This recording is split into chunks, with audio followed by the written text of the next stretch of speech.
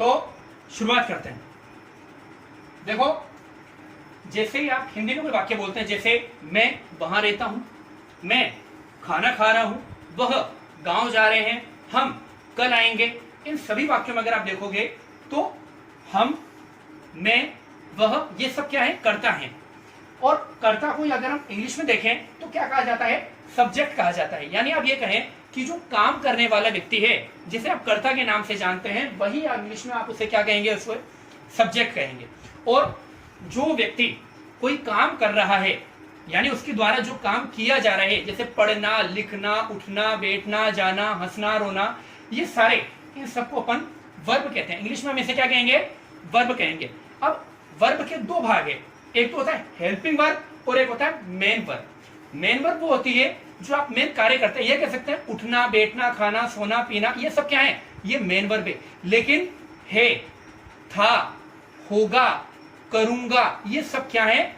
इन सबको हम helping verb के नाम से जानते हैं। तो उन दोनों के बारे में एक शॉर्ट आपको जानकारी देने के लिए और मैंने ये वीडियो तैयार किया। अब देखिए आप सामने, सब्जेक्ट पे फोकस कीजिए।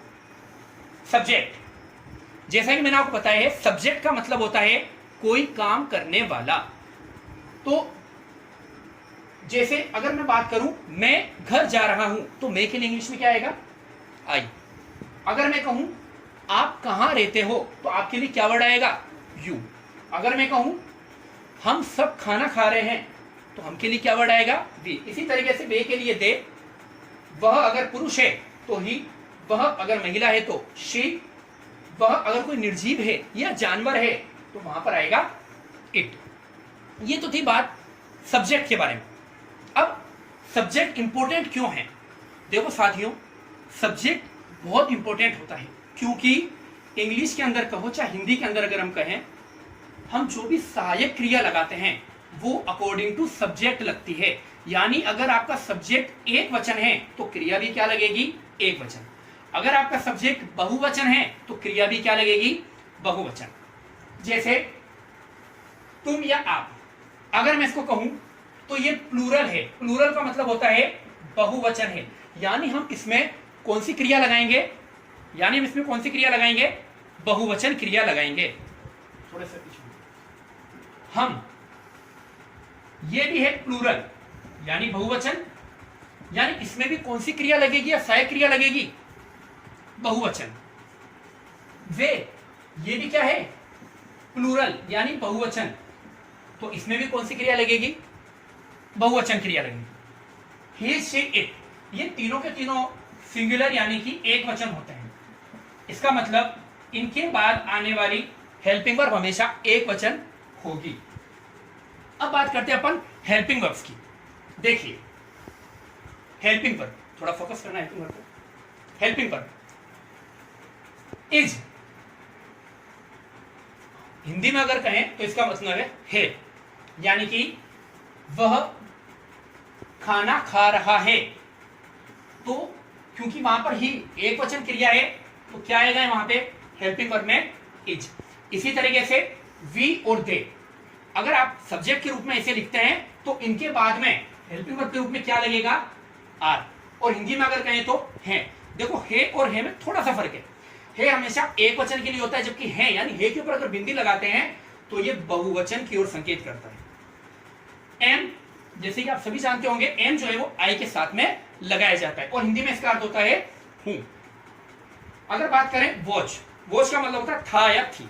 यानी कि अगर एक वचन के अंदर हम सब्जेक्ट लगाएंगे तो उसके बाद में क्या लगेगा? हेल्पिंग वर्ब में वॉच। इसी तरीके से अगर बहुवचन है आपके पास में तो उसके बाद में आप क्या लगाएंगे? वर्ब। ये 1, 2, 3 हेज, हैव और हेड, ये बहुत इंपॉर्टेंट हेल्पिंग वर्ब है दोस्तों। देखो, कई बार हम कहते हैं हमारे पास 50 रुपए है, उसके पास बहुत सारा धन है, यानी कि पास है या पास था। तो अगर आप कहेंगे पास है तो एक वचन के लिए हमेशा क्या लगेगा? हेज। यानी कि हेज जो है वो हमेशा एक वचन के लिए उपयोग में लिया जाएगा। यानी अगर मैं कहूं ही तो ही के साथ में क्या लगेगा? हेज। अगर मैं कहूं शी तो शी के साथ में क्या लगेगा? हेज। ओके, नाउ अगर बहुवचन है तो हम क्या लगाएंगे? हेव। अगर मैं कहूं वी क्या आएगा? हेव। अगर मैं कहूं दे क्या आएगा? हैव। समझ में आया दोस्तों? आगे हैड, एक वचन हो चाहे बहुवचन हो, यानी कि उसके पास 10 रुपए थे, हमारे पास बहुत सारा धन था, तो दोनों के ही लिए हम क्या लगाएंगे? हेड लगाएंगे। यानी पास था भी हो सकता है, पास थे भी हो सकता है, ठीक है। उसके बाद में विल और शेल, ये ऐसी हेल्पिंग वर्ब है जो फ्यूचर टेंस को बताती है, यानी भविष्य काल को बताती है, जिनके भी पीछे गा गी गे, जैसे वह खाना खाएगा, हम गाना गाएंगे, तुम कहां जाओगे, इन सभी के अंदर और जो हेल्पिंग वर्ब लगेगी वो विल और शेल लगेगी। विल कब लगता है, शेल कब लगता है, इसके बारे में आपको मैं अगली क्लास में बताऊंगा। फिलहाल अभी तक हमने जो चीज पढ़ी है, जो मैंने आपको बताया कि सब्जेक्ट के अकॉर्डिंग और हम हेल्पिंग वर्ब लगाते हैं, उसको अपन देखते हैं। वाक्य देखिए,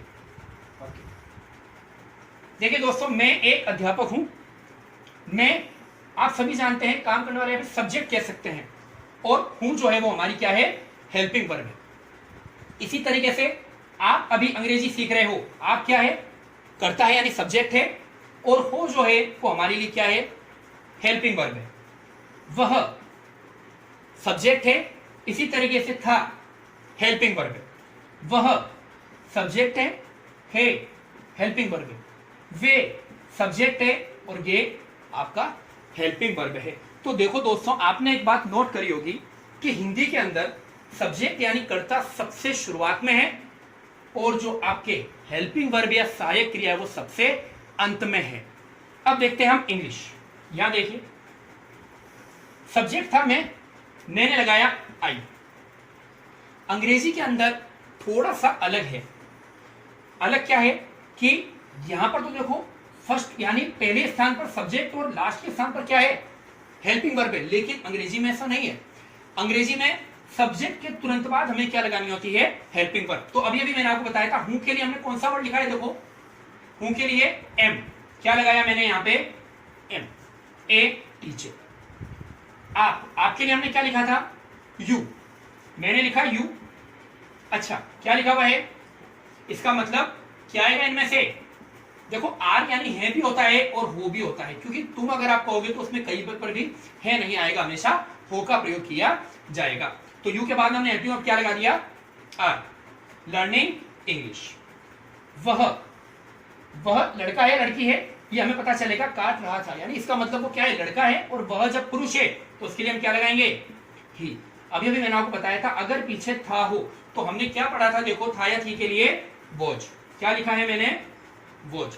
इसी तरीके से देखो, वह हरा तोता है, वह जानवर है, जानवर के लिए मैंने आपको क्या बताया था? इट। अच्छा, है एक वचन के साथ में अगर है आएगा तो क्या लगेगा? Helping verb. वे कल यहां आएंगे। वे, अभी हमने पढ़ा था वे जो है वो क्या था उसके लिए?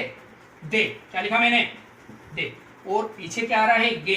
तो देखो, विल और शेल में मैंने आपको बताया था, अगर गागी गे पीछे आता है विल और शेल लगता है, तो दोस्तों ये हेल्पिंग वर्ब जो है विल और शेल दे के बाद में लगा है। तो ये बात थी सब्जेक्ट और हेल्पिंग वर्ब की। इसके आगे जो मैंने चीजें लिखी है इसके बारे में आपसे मैं कल चर्चा करूंगा। धन्यवाद।